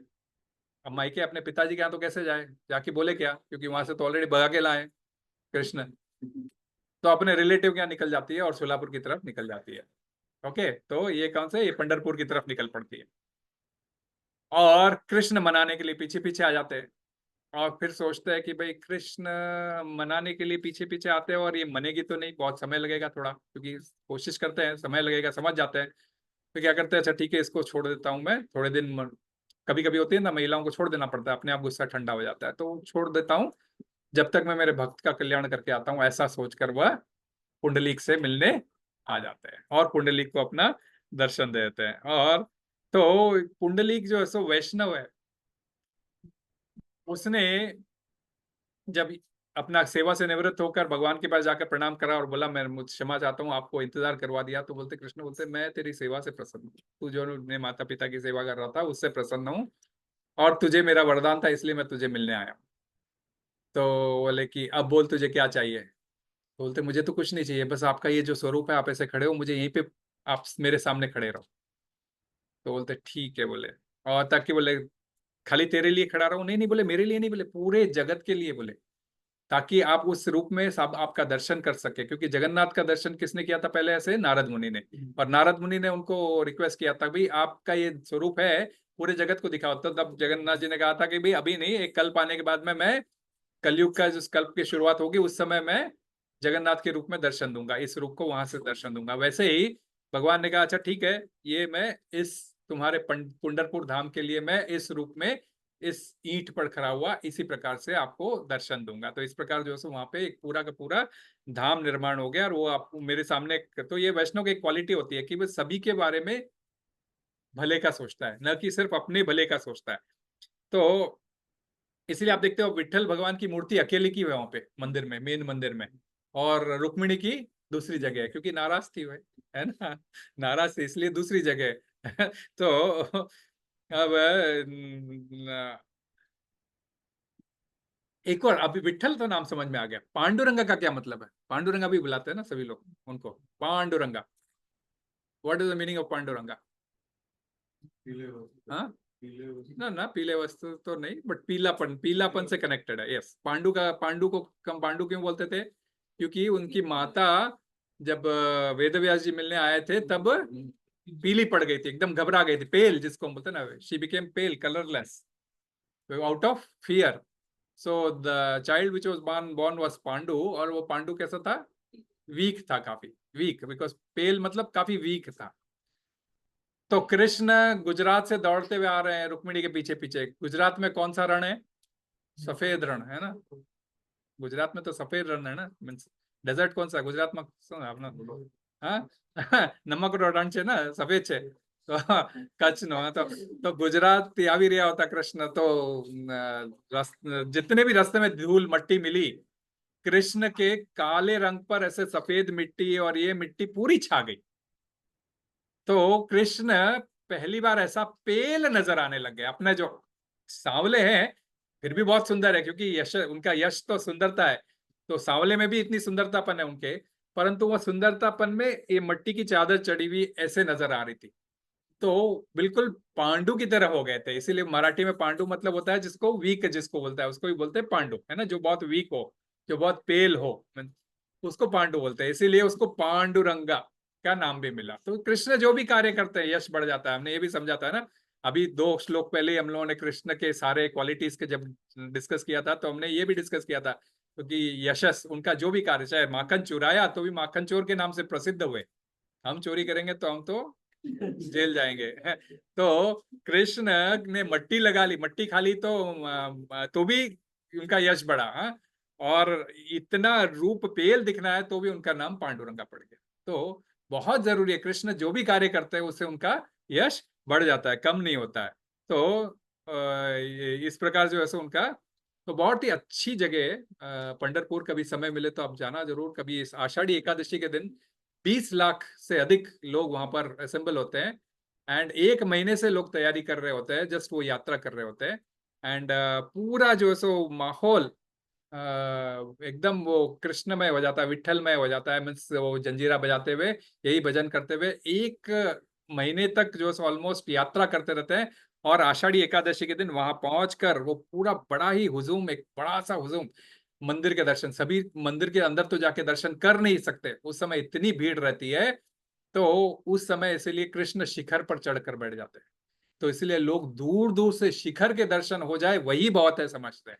और एक आषाढ़ी, जैसे हम जगन्नाथपुरी जाते हैं ना, जगन्नाथपुरी जाते हैं, बाहर आकर शिखर का दर्शन करते हैं। क्यों? क्योंकि कृष्ण जो वो जो चक्र है, नील चक्र, वो भी कृष्ण ही है। क्योंकि उन्होंने जब ये क्या बोलते हैं, हरिदास ठाकुर जो जन्म से मुस्लिम फैमिली से थे और बाद में वैष्णव बन गए थे, तो उनको मंदिर में एंट्री नहीं थी। जगन्नाथपुरी में वैसे एंट्री नहीं है, क्योंकि खाली जगन्नाथ यात्रा में जब बाहर आना होता है जगन्नाथ जी का, तभी दर्शन होता है। तो उस समय चैतन्य महाप्रभु ने बोला था, उन्होंने भी कभी इस चीज को अपोज नहीं किया, क्योंकि वे जानते थे। तो उन्होंने क्या बोला था कि इस चक्र में तुम कृष्ण को देख, ये चक्र भी कृष्ण का ही प्रतीक है, और चक्र को देखा मतलब कृष्ण को देखा। इस प्रकार तो शिखर का दर्शन यदि आप पंढरीनाथ का करते हो तो वह भी आपको कृष्ण का दर्शन करने का ही फल दे देता है। तो बड़ा ही और लाइक बहुत ही अच्छा लगता है। सभी लोग सफेद वस्त्र पहने होते हैं, टोपी लगाए होते हैं, एंड यू नो दिस कुछ कुछ लोग अपने सर के ऊपर वो जो हम गौर निताई की झांकी ले आते हैं, वैसा वो विठल माऊ माऊ क्या माऊ माउड़ी बोलते हैं, माउली माउली, हाँ माउली कुछ बोलते हैं।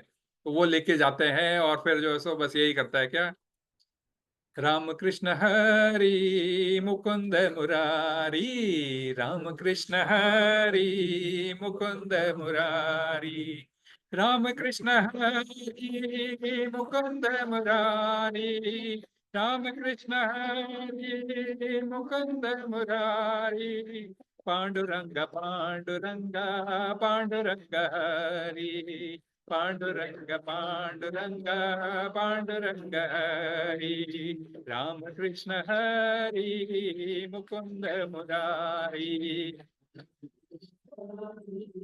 मुकुंद मुरारी, पांडुरंग पांडुरंग पांडुरंग हरि, पांडुरंग पांडुरंग पांडुरंग हरि। ये भजन करते रहते हैं।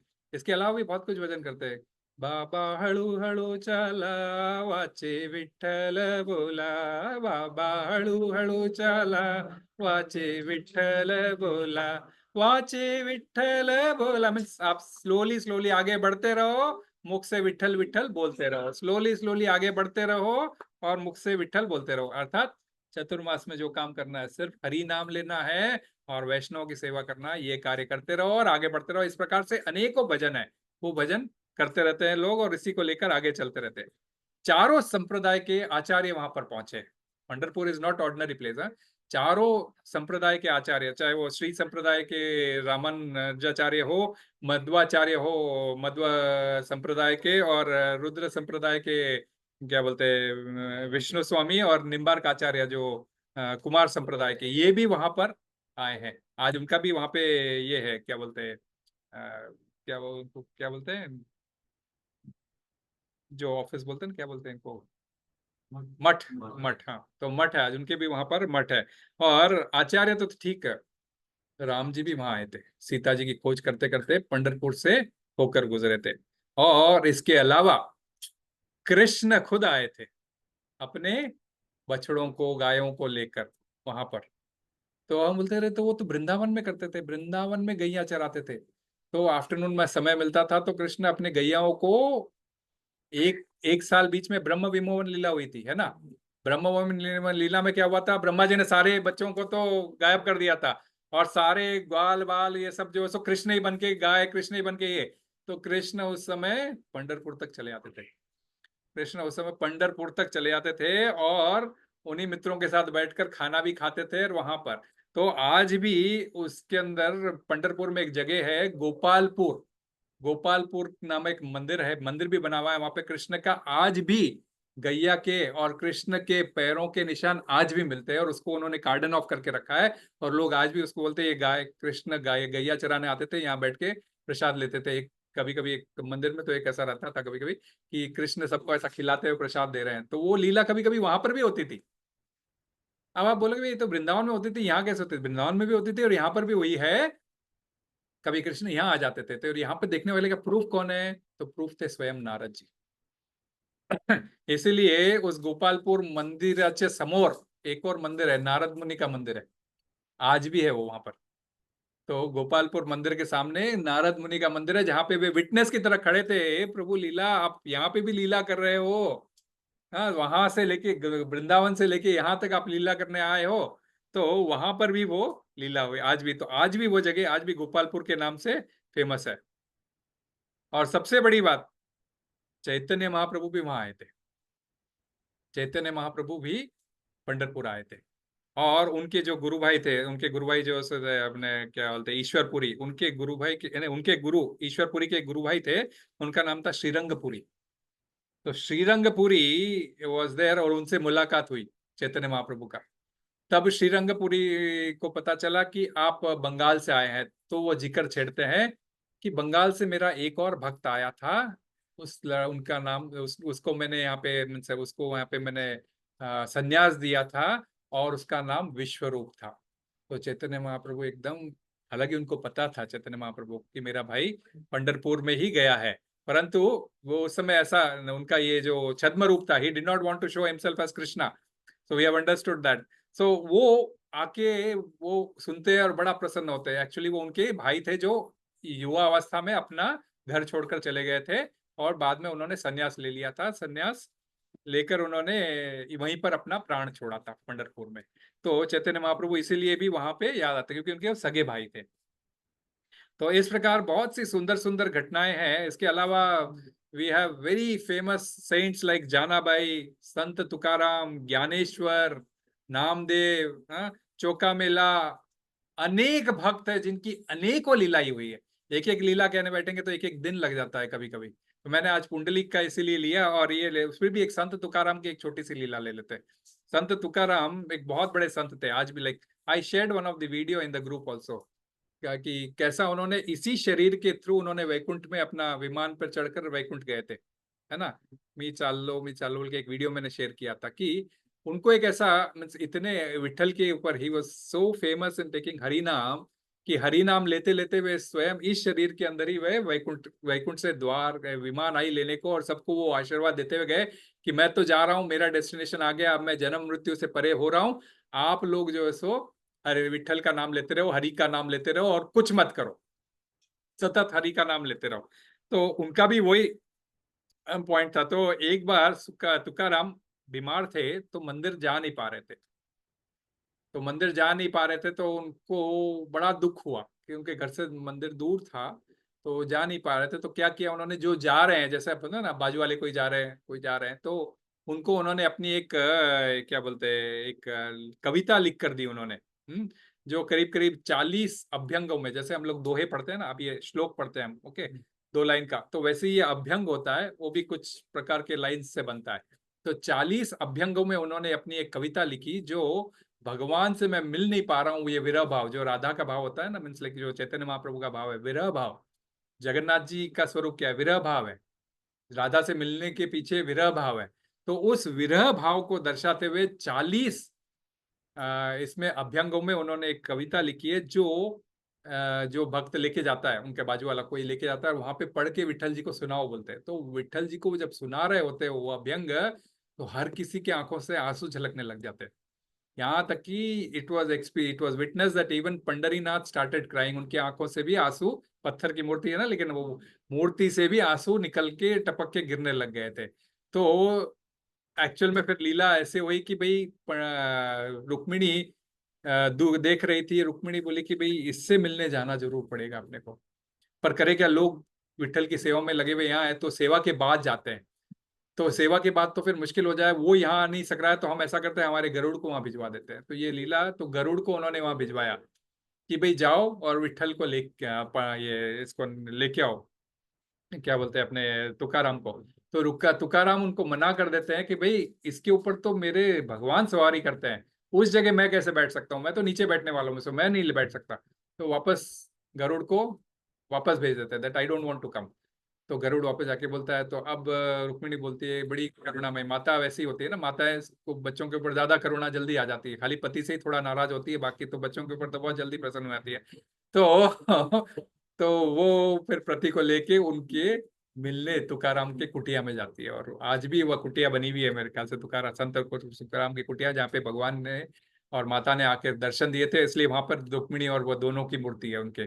और वहां पर जो है सो उन्होंने आए और खूब उन्होंने जो है सो उनकी पत्नी को बोला और उनके लिए 56 भोग बनवा के वहां पे खिलाए वगैरह, इस प्रकार वहां पे एक कथा है। तो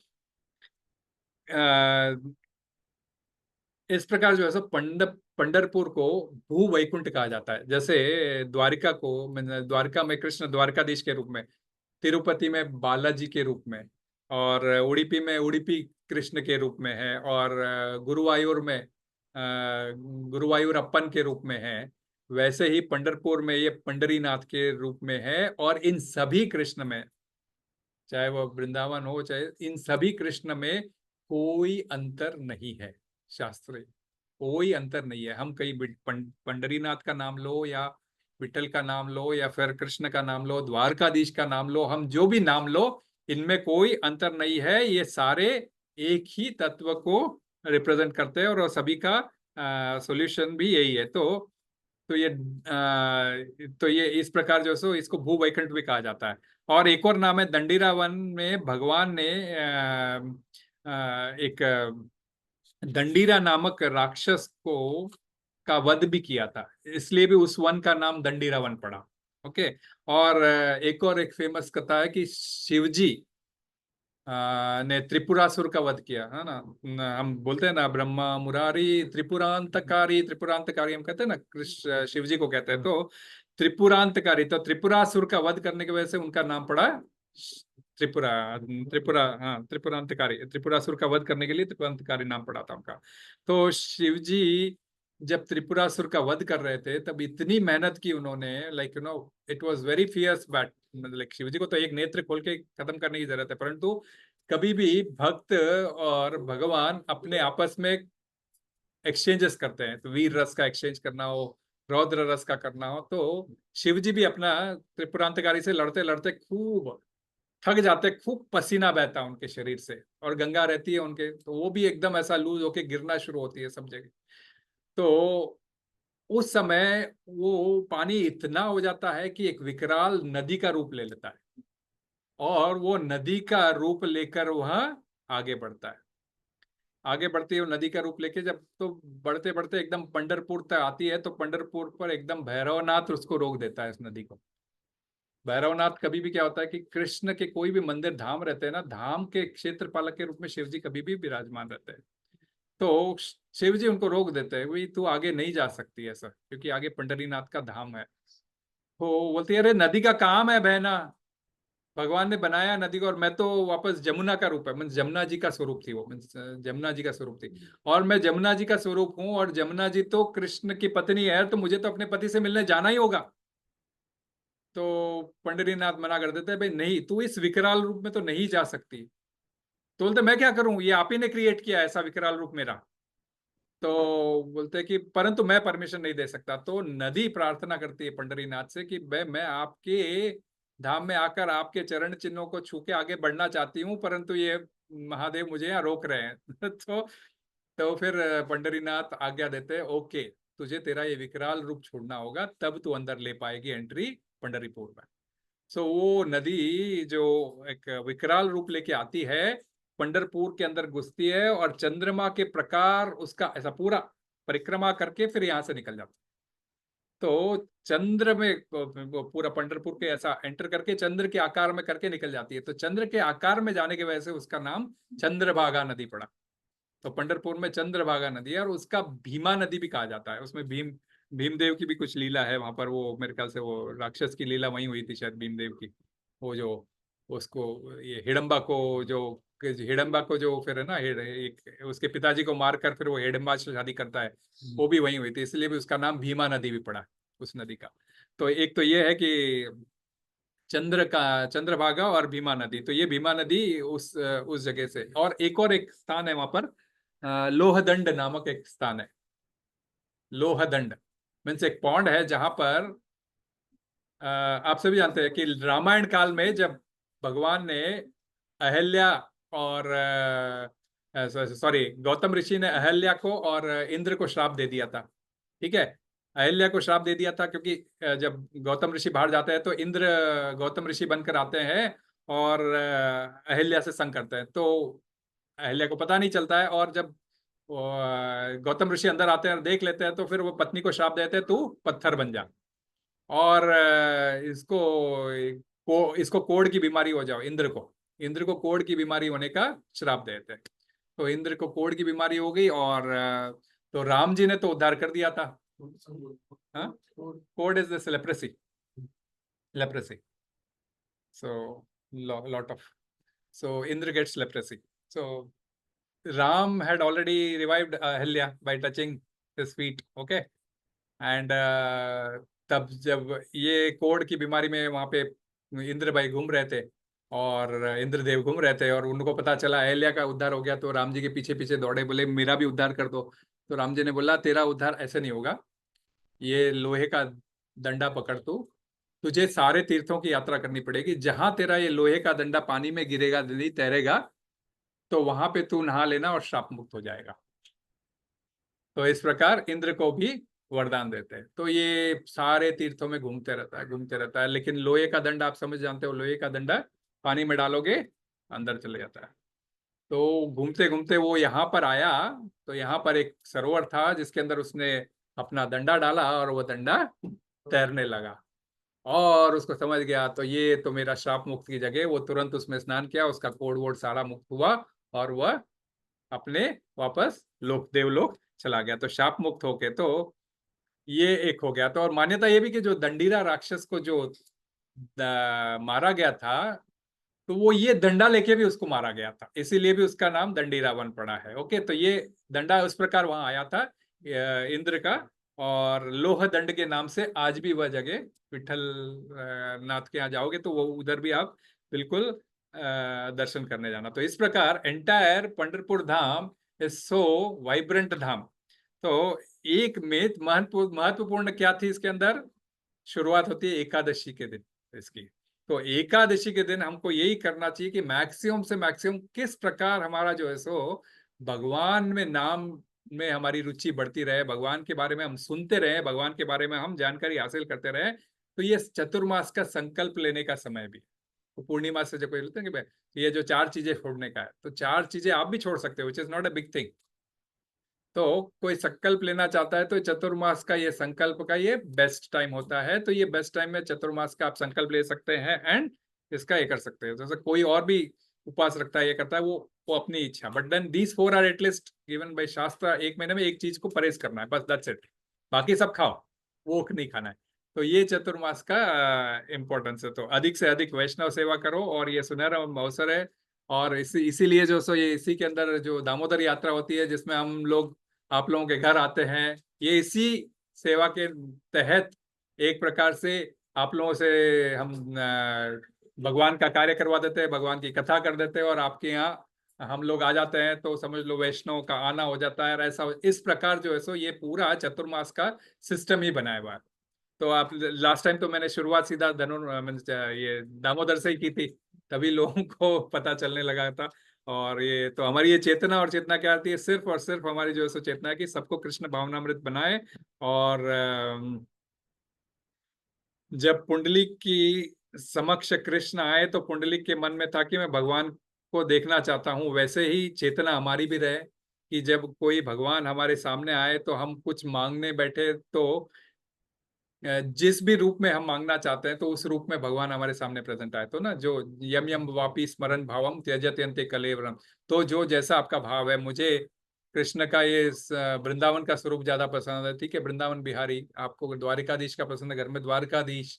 तो ना इस प्रकार जो भी स्वरूप पसंद हो, पंडरीपुर का पंडरीनाथ, जो भी स्वरूप पसंद हो, आप जगन्नाथ, तो है ना, जो भी स्वरूप पसंद हो उस रूप को आप अपने मन में बिठाए रखें। तो जैसे पुंडली को उद्धार हुआ था, वैसे भी हमारा भी किसी न किसी रूप में उद्धार होगा। तो नाम रुचि, वैष्णव सेवा और जीव दया, ये चैतन्य महाप्रभु ने ये तीनों के बारे में ही मंत्र दिए थे, और इसके अंदर इनको फॉलो करने में से सबसे ज्यादा इंपॉर्टेंट है वैष्णव की सेवा। तो इसलिए जब कभी सन्यासी और आते हैं तो हम लोग यही करते हैं कि सन्यासी को आपको, सन्यासी के हाथों से आपको प्रसाद मिले, सन्यासी के हाथों से आपको थोड़ी सी कथा मिले। तो हमारा यही कर्तव्य रहता है कि कभी कोई सन्यासी आना चाहता है, कोई ब्रह्मचारी आना चाहता है, तो उसी प्रकार से हम बुलाते रहते हैं। और आप लोगों के साथ तो चतुर्मास में भी चांस मिला तो जरूर हम कुछ करेंगे। तो बोलो पंडरीनाथ, पंडरी विठ्ठलनाथ पांडुरंग की जय, आषाढ़ी एकादशी महोत्सव की जय। हरे कृष्णा। कृष्ण का कोई प्रश्न? एकादशी क्यों करनी चाहिए सब पता है ना? एकादशी की कथा तो सबको पता है ना?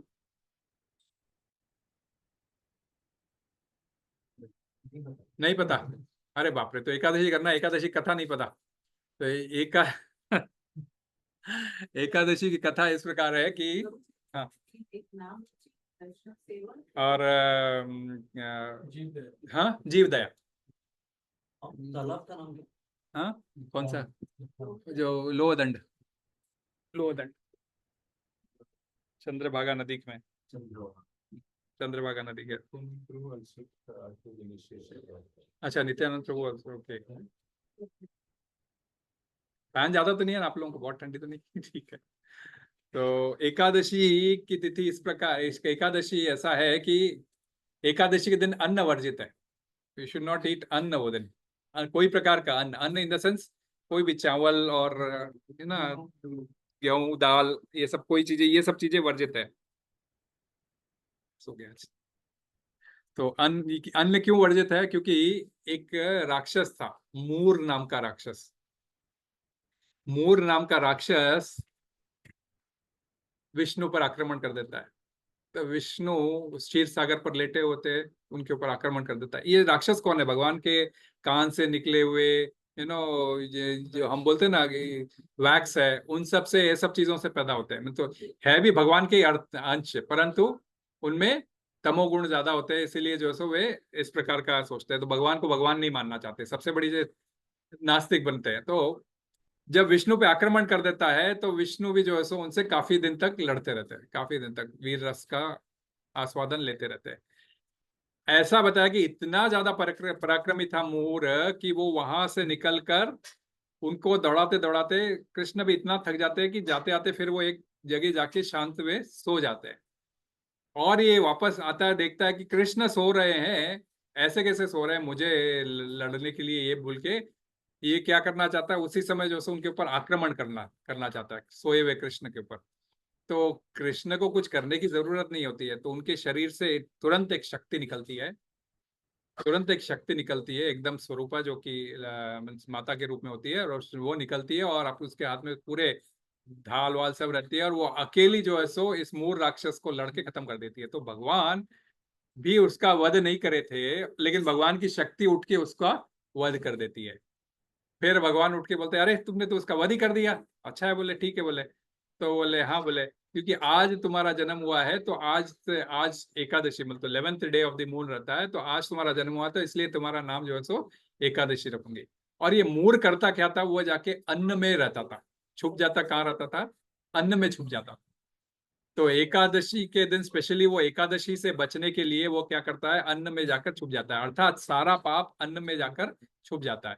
तो अन्न खाने से हम वो राक्षसी गुण खा रहे हैं, चावल वही खा रहे हैं, लेकिन उसको उस दिन खाने से हम राक्षसी गुण खा रहे हैं। तो इसीलिए उस अन्न को उस दिन नहीं खा के, उस दिन एकादशी के हम व्रत करेंगे, तपस्या करेंगे, तो एकादशी उस मूर का समापन करेगी और हमें दूसरे दिन उस अन्न को ग्रहण करना है। तो ये वन ऑफ द बिगेस्ट तपस्या, इवन कोई गुजर जाता है तो घर में उसके पीछे एकादशी का संकल्प लिया जाता है कि आप 1 करोगे, 5 करोगे, साल भर करोगे, रेस्पेक्टिव वे में। सो सारे व्रतों का हेड व्रत एकादशी है। जैसे हम बोलते हैं ना, सारे तीर्थ बार बार और गंगा सागर एक बार, एक बार बोलते हैं ना, क्योंकि एक ही बार जा सकते हो उधर, इतना कठिन है जाना। आज के डेट में भी, आज के डेट में भी जहाँ पे बंगाल में ममता दीदी का राज है, वहां गंगा सागर तक जाना बहुत मुश्किल है। मैं तो एक ही बार गया हूँ, बड़ा कठिनाई से। तो इधर ही का- नहीं नहीं प्रभु, बहुत सारे रास्ते चेंज करके जाओ, ये करके जाओ। हाँ प्रभु, हावड़ा से भी बस पकड़ के जाओ, वहां से फिर वापस रिक्शे पकड़ के जाओ, वहां से फिर वापस ये आपको बोट करके जाओ, उसके बाद में फिर वापस रिक्शा पकड़ के जाओ 30 किलोमीटर और आगे जाने के बाद में। हावड़ा ब्रिज जो है नीचे, तो वही बोल रहे हैं गंगा। नहीं वो अलग बात है, गंगा सागर धाम जो कपिल मुनि का आश्रम है। जैसे जैसे अभी मैं पंढरपुर धाम का, तो वो गंगा सागर धाम अलग अलग चीज है, जहाँ पे सागर और गंगा आके मिलन होता है। तो कहने का मतलब वो भी एक, जो संक्रांति के दिन वहां का क्या होता है, एक द्वीप है जहाँ पे मंदिर है, ओके, कपिल देव का। वहां पे वो पानी में डूबा हुआ रहता है। खाली गंगा सागर के दिन, जैसे संक्रांति के दिन, वो पानी हटता है और वो लोग पैदल जा सकते हैं उस मंदिर तक। और गंगा सागर का रास्ता खुलते ही लोग जाके गंगा सागर का दर्शन करते हैं और वहां से निकलते हैं और फिर वापस समुद्र में उसको समा लेता है। हाँ नहीं नहीं है तो रेस्पेक्ट, गंगा में जहाँ पर भी है, हमारे भी हरिद्वार ही जाते हैं, इसलिए मैं भी हरिद्वार ही गया था। ठीक है, वेस्ट की तरफ से सारे राजस्थान और पाकिस्तान से जो भी आएंगे तो सारे वहीं जाएंगे ना, तो इसलिए सिंध होगा सब, इसलिए हरिद्वार ही जाते थे। साउथ वाले कई लोग नर्मदा, ये गोदावरी में कर देते हैं, क्योंकि वो दक्षिण की गंगा है, वो ऐसा कर देते हैं। तो ये जो चंद्रभागा, ये भी यमुना का ही अंश है, जो ये साउथ में पड़ता है। तो इसीलिए तो ये गंगा 10 प्रकार की नदियां हैं भारत में, तो चिंता नहीं है। बस नहीं नहीं हरे कृष्णा। और किसी का कोई प्रश्न एकादशी से रिलेटेड या आज के क्लास से रिलेटेड? प्रभु एकादशी जो है पूरी में नहीं चलता है, उसको हाँ, उसको अन्न अन्न अन्न ब्राह्मण के रूप में जन्म हुआ है भगवान जगन्नाथ। भगवान जगन्नाथ अन्न ब्राह्मण के रूप में जाने जाते हैं। तो अन्न ब्राह्मण के रूप में उनको उस क्षेत्र के अंदर एकादशी वो श्री क्षेत्र, शंख क्षेत्र है ना, उसके अंदर मूर प्रवेश ही नहीं करता, इसलिए चावल के अंदर मूर जाता ही नहीं है। तो बांधा हुआ है मुझे हाँ शायद। हाँ, बांधा हुआ है हनुमान जी ने, वो तो समुद्र बांधा हुआ है। नहीं, वो मंदिर के अंदर कुछ एकादशी को बांध दिया है, तो उधर हाँ, खा सकते हैं। एकादशी को बांध नहीं दिया है, मूर मूर एंट्री नहीं ले सकता है, तो एकादशी को लड़ना नहीं पड़ेगा, इसीलिए खा सकते हैं, वहां पे है। लेकिन प्रभु हमको नहीं करना चाहिए, क्योंकि हम इतने पवित्र नहीं है।